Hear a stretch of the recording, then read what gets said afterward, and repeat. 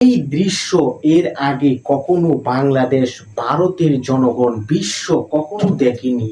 ভারতের জওয়ান, ভারতের বিএসএফ বাংলাদেশের বিডিআর এর পা ধরে ক্ষমা চাইতেছি, মাফ করে দেন, মাফ করে দেন। ময়ূক রঞ্জন ঘোষ কিংবা ভারতীয় উগ্রবাদী কিছু মিডিয়া এই দৃশ্য দেখে কিভাবে তারা নিজেদেরকে কন্ট্রোলে রাখবে, দেখুন ধৈর্যের বাঁধ ভেঙে যায়।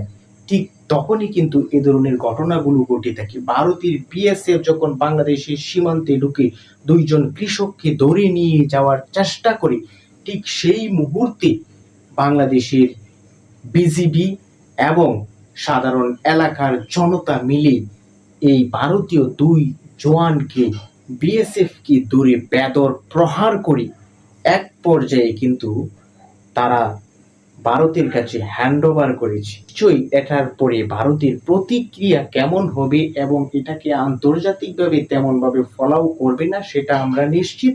যাই হোক, ভারত একটি বৃহৎ প্রতিবেশী রাষ্ট্র, তাদের সাথে আমাদের দ্বন্দ্ব জড়ানো উচিত হবে না।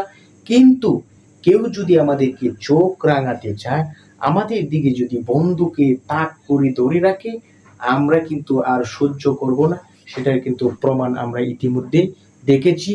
বিএসএফ দেখেছি আমাদের